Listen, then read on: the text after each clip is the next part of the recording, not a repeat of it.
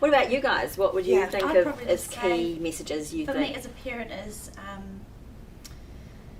you know your child best, and Yes. so feeling confident to advocate, particularly at school, Yes. for those accommodations your child needs. Yes, I think that's awesome. so key. Yeah, you know, have to do that so much. And And sometimes you, the parent, like you really lack the confidence to feel like you can do that. So Absolutely. When I had my daughter, I was 21, and I was a bit of a mouse, and I don't think I advocated enough for her, and I have tremendous guilt about that now. She's 20, and doing so well. But when my son was born, I was 27, and I had 6 years of my daughter's difficulties.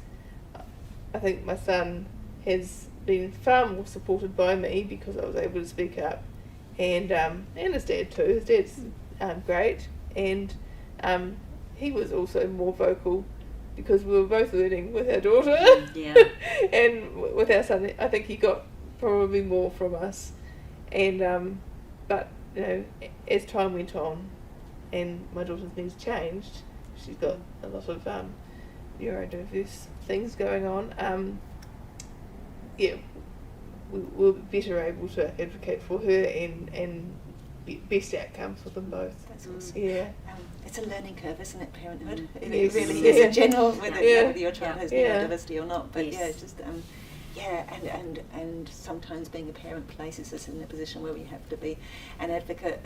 Maybe we, just not naturally assertive and naturally. I'm really not. But just the older I've got, I'm less likely to put up with, teething problems, Kim. Okay, and that's what I was told when I was younger, and I accepted that it was teething problems. That's not teething problems. No. We actually have something here, and we need to fix it, or try to. Yes. With the tools that we have available. Yes. What are the other key messages? I think as a parent, feeling like, you are enough, and what you're doing is, we're all human, and sometimes, things work out. We do something one day and it works a bit better than the next day, but it's kind of also realising that you are enough and you are doing the right thing and you are learning yourself, and I think that's a big thing as a parent myself as well, that we can get very down on ourselves and look at the things that we haven't done right, and it's really important to kind of, sorry, I'm getting a bit emotional now, and it's really important to kind of acknowledge the fact we are learning as well, and we are not going to be perfect, but we have to look after us.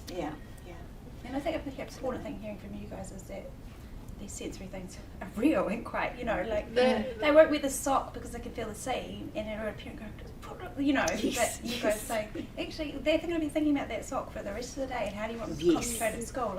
It is overwhelming their brain, but just you guys confirming, yes, it is, a real thing. Other people's unhelpful comments, such as, they'll eat when they're hungry, or you've got to make them do it, or otherwise they'll never learn. And it's like, it doesn't work. It doesn't work like that. The jacket makes the wrong sound. Yes. So he needs a Polarfleece jacket, not a waterproof jacket, because he doesn't like the sound. And actually, it's not a big deal. No. Why can't we accommodate these things in our world? Absolutely. Yeah, it is. It's not a big deal. It's not a big deal, and it's only sensory. Yeah, so before, like, if it's affecting you doing something, if it's affecting you to being able to go to school because your jacket feels funny, then it is a big deal. But it's just finding a way of managing those preferences. Is going to work for the kid, it's going to work for the environment, it's going to work for other people in their lives, and it's just finding that strategy. And I guess what I mean is it's not a big, it's a big deal for him, but it's not a big deal for the school or for people around him to go, that's okay, he can wear a different jacket.